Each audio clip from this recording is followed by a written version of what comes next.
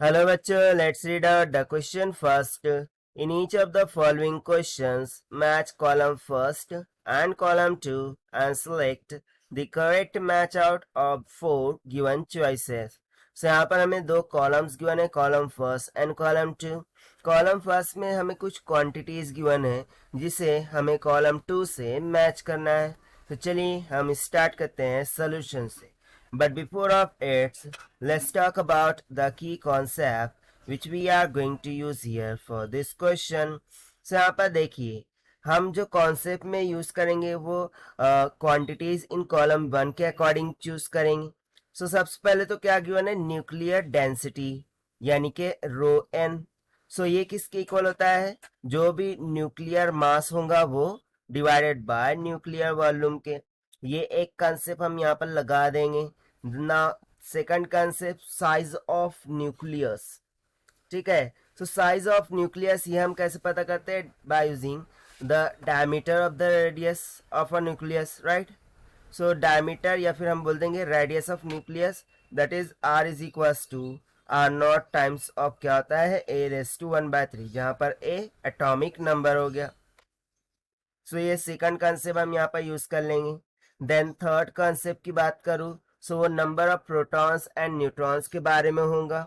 So basically यदि आपको कोई एक टर्म गिवन हो लाइक दिस कि कोई रेडियो एक्टिव मटेरियल गिवन हो, ठीक है, और उसमें आपको बोल रहा है कि ये Z है, तो ये A है. So basically we know that कि जो A टर्म होती है, ठीक है, वो किसको इंडिकेट करती है, मास नंबर को. A term indicates that mass number.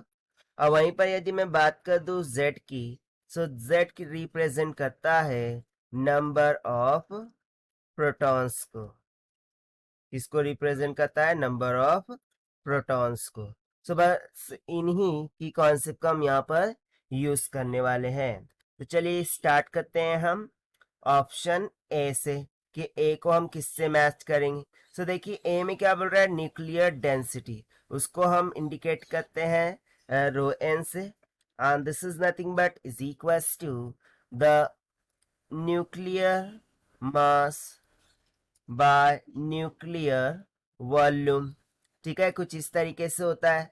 अब मैं यदि न्यूक्लियर मास को लिखूं सो उसको हम क्या लिख सकते हैं, जो भी एटॉमिक मास होगा, एटॉमिक नंबर होगा, वो multiply by mass divided by nuclear volume को हम किस तरीके से लिख सकते हैं, 4/3 पाई कैपिटल आर का क्यूब, जहां पर कैपिटल आर क्या है, उस रेडियस ऑफ द न्यूक्लियर है, राइट.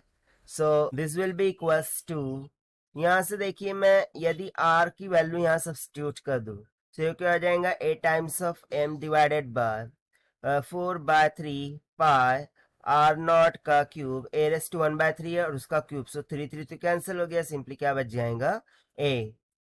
ठीक है, सो यहां से ए कैंसिल हो गया. This will be comes out mass divided by 4/3 pi R naught का क्यूब. ना आर नॉट ये कांस्टेंट होता है जिसकी वैल्यू हमें पता है, दैट इज 1.25 इंटू 10⁻15 मीटर की इक्वल होती है, राइट. कुछ यही होता है. बाकी सभी के सभी जो वैल्यूज हैं, ठीक है, वो तो डिपेंड करेंगी. 4/3 पाई ये भी कांस्टेंट है. एम क्या है, मास ऑफ दैट मैटर होगा, ठीक है. सो वो जितना भी मास होगा उसके अकॉर्डिंग उसकी डेंसिटी आ जाएंगी. सो बेसिकली आप किसी के लिए भी ये सॉल्व कीजिए, सो उसकी density in the power of 10⁻17 kg पर मीटर क्यूब के इक्वल ही आती है. ठीक है, ये किसके पावर में आती है, 10⁻17 kg पर मीटर क्यूब के. सो अकॉर्डिंग टू दिस हम ऑप्शन ए को आर से मैच कर सकते हैं. सो यहां से सिंपली मैं ए के लिए कोड क्या लिख दूंगा, आर. ना सेकंड के लिए, तो सेकंड में हमें क्वांटिटी क्या बोल रहा है, size of nucleus, right. So size of nucleus के लिए हम क्या कर सकते हैं, देखिए जो साइज ऑफ न्यूक्लियस है उसके लिए क्या रिक्वायर्ड था, मैंने बताया था डायमीटर ऑफ न्यूक्लियस. ठीक है, सो यदि मैं बात करूं डायमीटर ऑफ न्यूक्लियस की, ठीक है, डायमीटर ऑफ न्यूक्लियस की, सो उसकी रेंज हमें पता है, उसकी रेंज हो जाती है 1.70 फर्मी मीटर के इक्वल, ठीक है। सो बेसिकली यदि मैं इसको मीटर में कन्वर्ट करूं, सो ये नियर अबाउट 1.70 इन 10⁻⁻15 मीटर के अराउंड आता है। और in fact you can see that कि जो आर नॉट है वो 1.25 इन 10⁻15 ही दिख रहा है।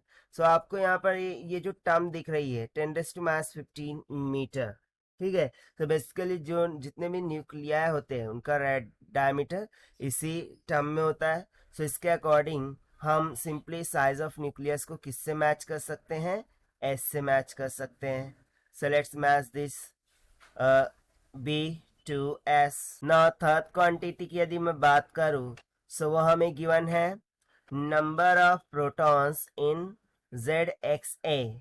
सो हमें क्या गिवन है, सी में जेड एक्स ए कुछ इस तरीके से मैटर गिवन है, ये हमारा बी था, ठीक है। सो इसके लिए देखिए हमने कंसेप्ट 3 में ऑलरेडी पढ़ के रखा है कि यदि आपको कुछ इस तरीके से गिवन हो जेड वाई ए, सो वहां पर ए मास नंबर को इंडिकेट करता है और जेड किसको इंडिकेट करता है, नंबर ऑफ प्रोटॉन्स को। और यहाँ पर वही तो पूछ रहा है। सो सिंपली हम बोल देंगे कि यहाँ पर जो जेड है वो किसको इंडिकेट कर रहा है, नंबर ऑफ प्रोटॉन्स को, ठीक है। सो सिंपली अब हम मैच कर सकते हैं कि जो नंबर ऑफ प्रोटॉन्स है this will be matches to Q. So C के लिए कोड क्या हो गया, क्यू। सी के लिए हम कोड लिख सकते हैं यहाँ पर Q. Now the last one that is D, number of neutrons, ठीक है।